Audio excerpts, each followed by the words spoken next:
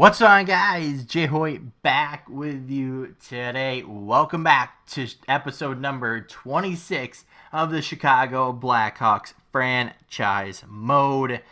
As you guys remember last episode, we had our big off season. We filled some holes, and now we are here at the the regular season, off camera like usual. We went through preseason. We got our team assembled, and now's the time to show you guys what the team is for this year. Obviously, with some new faces in the lineup, it's going to look a little bit different, and the lineup looks a little bit crazy for now. But as it sits right now, we're going to have Matt Duchene start on our first line. Left wing, we have Dylan Strome in the middle in this top line, and then we got Tony Solani on right wing. Let me just say, the preseason was crazy because this line actually started to work really well. So hopefully that translates for the rest of the year, for at least, most of the year, I should say. But that moves us down to our second line with Patrick Kane leading the way, along with Michael McLeod, who actually performed really well during the preseason. So that's why we kind of give him a shot on the second line there. And then we got Sami Koivu over on the left wing. Not to forget about him, 90 overall, by the way. But then we move down to our third line. We got Boone Jenner.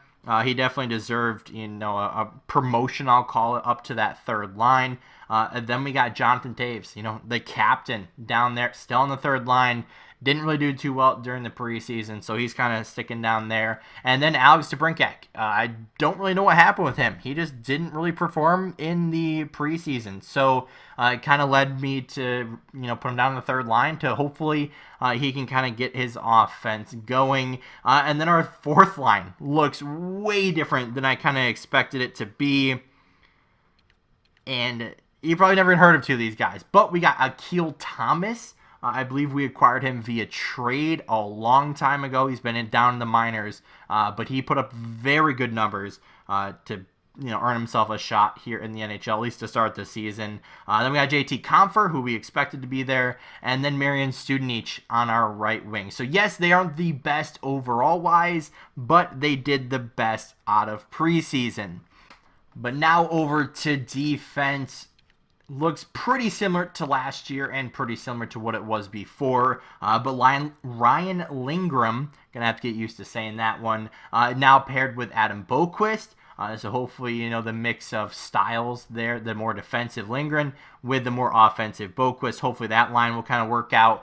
Second line now of Cam Fowler with Zachariah Severson on that second line. Same thing. Fowler, hopefully he'll get the points. Severson, hopefully he gets a little bit of points, plus plays that good defensive role. And then our third line. Hopefully this is going to be our shutdown pair with Hjalmarsson and Jaros. Jaros obviously had a big year last year for us. And now we're bringing home the hometown boy in Hjalmarsson. So hopefully, like I said, that third line can just hold everything down. Not really looking for too much offense out of them.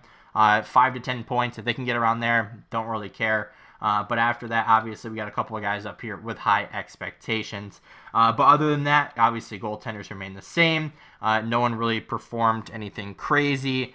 But we got Saros and Hutchinson there. So it doesn't really look any too different, in our goaltender situation. So that's our team to start the year. Obviously, a little bit of a different look going into this year with Duchene performing super well, Strome super well, Solani super well.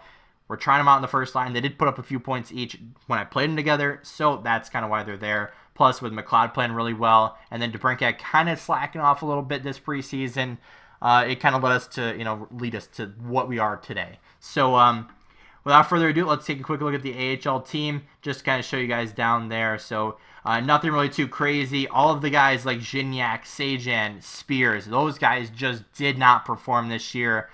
We also sent them through waivers. Nobody claimed them, which I kind of was hoping a couple of them would go, to a different team.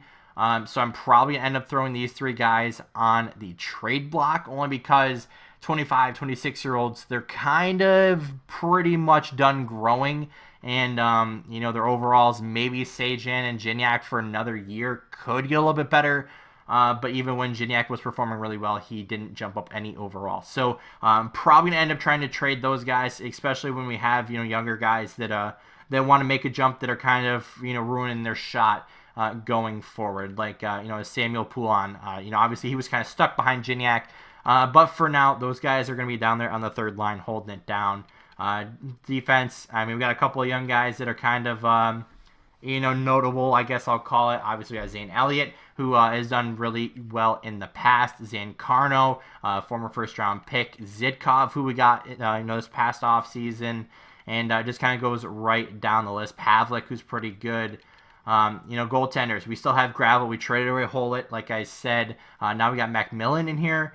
So hopefully he's going to perform pretty well. He did really well in Russia until last year where he slacked off a little bit. But like I said, new look for the NHL team, new look for the AHL team.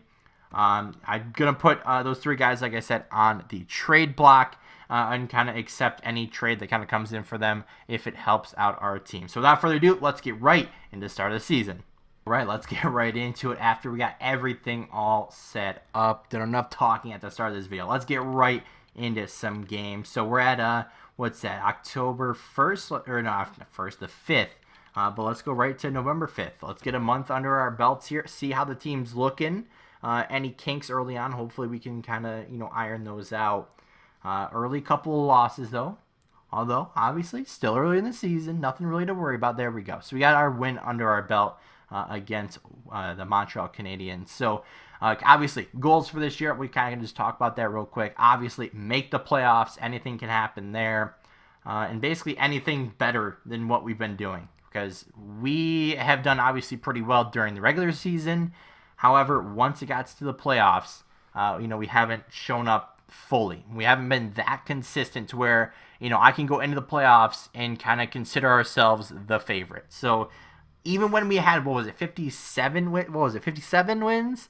And we absolutely dominated. Even then, I was like, okay, we look really good, but we didn't look that great, especially when we went into the playoffs. So, you know what? It's all, obviously, anything can happen in the playoffs is basically what I'm saying. Anything.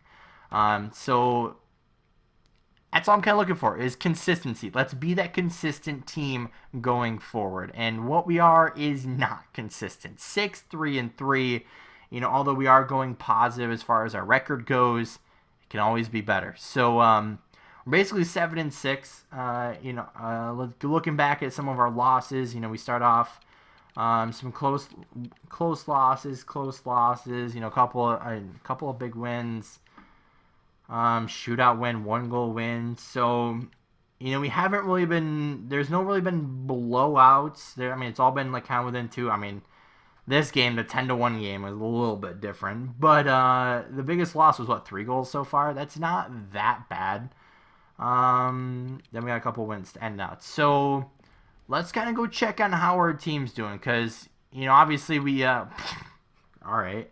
So we set up our team, a little bit differently this year. Obviously, some people did a little bit better than usual, I'll call it. So that's kind of how we approached everything.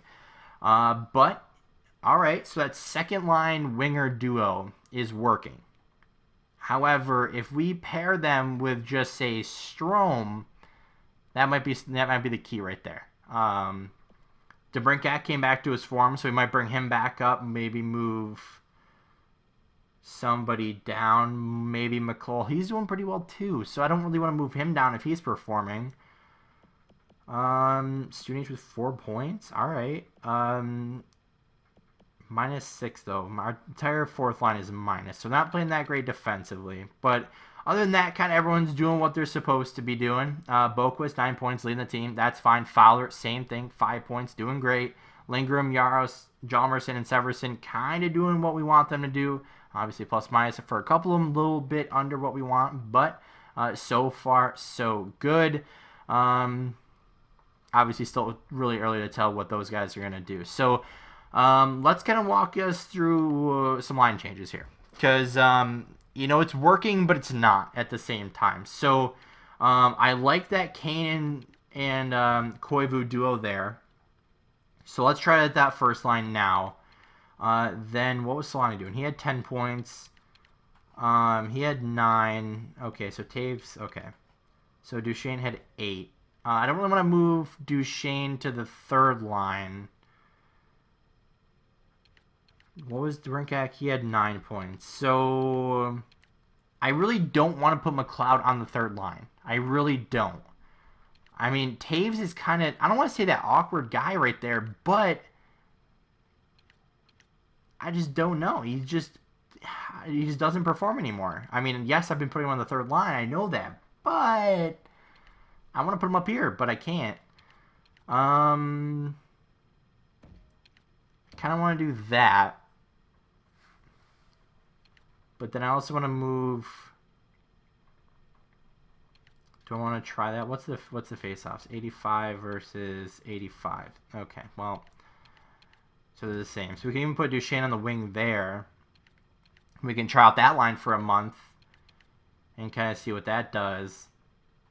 Jenner's actually doing pretty decent right now. All right, let's try out those lines to see how it is. Obviously, we didn't change anything about our 3rd or 4th. I mean, I guess we can kind of mix up a little bit to try to do something. But yeah, let's try those lines real quick. I liked how our defensive are playing, so I'm not going to switch up those guys. And obviously, goaltenders you can't really switch up because we have 2. But let's go another month here, see what happens, and hopefully after this first month, it'll kind of tell us, or a little kind of foreshadowing of what the next kind of part of the season is going to go like. So we'll stick right with the 5th there. We'll go after the Anaheim game and kind of see what happens. So I didn't even mention it. Rockford 9-1-1. Another great start to them. Big loss, not as far as goal spread goes, but the Penguins were like 2-12, and we just lost to them in a shootout. So that's 2-15 now. Okay, I was gonna say if we don't beat them, that's a problem. Beating a team that's absolutely trash right now. Now I'm kind of curious, like, what's going on with Pittsburgh? Did they lose all their stars and all their good people? Like, how did all of a sudden they go from one of the best teams in the league to trash all at once? So a huge game against Carolina there. At least we get a point out of it. That's good. All right, we're still kind of in the same boat, that kind of, 500 record right now. Like, was getting rid of Saad that bad? I mean, was it probably just that, but because now we're basically 11-13, so something's just not clicking this year, and I don't know what it is. Like, I know I wanted to get that, really good, top line defenseman, and we didn't get that, but I still felt like Lindgren was a huge pickup because that way more defensive rather than Lou Levy or who did we have last year? Dylan. I mean, Dylan's kind of different, but so okay, we sit in a rough spot right now. I'm trying to think because like all of our games are relatively close. Like we haven't really been blown out a lot other than that one. Let's see what we can do here. Is it strategies? Is it lines? What could it be? I mean, actually, we don't sit in that bad of a spot. Looking at the standings, like we sit in 2nd at 35 points. Actually, we technically are tied for 1st, but we have 9 overtime losses, or I should say extra time losses. I think that counts there. But like we've got to have the top in the league, right? Of just okay, yeah. The closest I think we saw was 7. But if we can convert even half of those overtime losses, so say we turn 5 of those, we'd be leading the division by a lot right now. So I don't really know what to do. So let's check out the stats one more time. Let's kind of see what's going there and kind of figure out what's going to happen for the rest of the year as far as, maybe trades or line changes or strategy changes. I wish I could, give a pep talk to the coach or something. That's going to be a future upcoming video that I really want to talk about. But let's kind of see what's going on here. So Kane's leading the way as usual. Our kind of dynamic 3, I guess I'll call it, the new guns and the old gun are leading the team, more than a point per game. I guess Koivu is point per game, but Strome's there, Duchesne's there. Probably gonna try to do something as far as a winger goes. Do I move DeBrink? I probably will move DeBrinkak up there and try to figure out where he fits in, on those top lines. Just try to maybe put him with Kane. Well, no, because Koivu's doing really well. I don't know. We'll figure it out after the episode. Just kind of figure out what we're going to do here. That third line of, who's there? DeBrincat's there right now. Jenner and Taves is actually performing decent. Taves obviously playing a little bit more defensive role. And then our fourth line are playing really defensive and terrible. So we'll have to figure that out right now. Obviously, I hyped them up a lot in the preseason, but I think they each had like 5+ points in like 4 games each or something like that. Like, it was nuts. But Boquist leading the way on the back end as per usual. Fowler right up there. That's what we were kind of expecting. Him, can score a little bit more points rather than having to try to feed Boquist or Boquist feed Fowler or whatever the case was. Then our fourth line, our third line of Yaros and Jalverson, -5. Like to fix that if possible. Then Lindgren, not really looking for points out of him. Same with Severson. So those are kind of whatever. Goaltenders. Hutchinson's playing really well, but he's also playing bad at the same time. So he's basically 4-2. But his save percentage and his goals against are very bad, along with his actual goals against. In 6 games, he was given up 23 goals. Like, that's not okay. He's also got 8 of the... Wow. All right. So, I don't know. What exactly should we do there? I mean, like, we're still going positive, but those 8 overtime losses... Actually, technically, it's 9 that we have to kind of deal with. Let's kind of go through the standings and see if we can kind of figure out another, possible... kind of solution to what's been going on. So we sit in 7th place overall of the league. So throughout all this, we'll stick to number 7. Looks like Carolina is doing real well this year. 41 points in 25 games. So number 7 overall. We had 92 goals for. That goes for top 3 in the league. So the goals are there. So that's great. Goals are there. But goals against, 82. So we're in the bottom, what was this, 8, I believe, or 9? I don't remember. Yeah, it's bottom 8. So, all right, top 8, I don't really know. But either way, we're allowing a lot of goals. So that's something we're going to need to kind of to focus on. Do we need more defensive help? Do we want to upgrade that third line spot? The spots, I should say, not just to exclude anyone. We got the top power play in the league. I mean, you can't really deny that. I mean, 28% right now. Shorthanded, 77%. We are like probably bottom 15, I'd say. And then we go to our records. So, I mean, penalty kill's not that great this year. I mean, okay, so we're not playing well defensively. Wow. So 7 of those overtime losses have been on the road. Huh. So what I'm probably going to do is scout out, see if anything's available, kind of going forward, kind of seeing what's out there, just to see if there's, like I said, if there's anything we can possibly upgrade our team with. We sit in 2nd overall in our division, but like we're in such a strange spot. We're doing well, but we're also doing trash at the same time. Like, I really don't like our record right now. But like I said, we sit in the top. We were 7th overall right now, as far as that goes. And we're tied for what?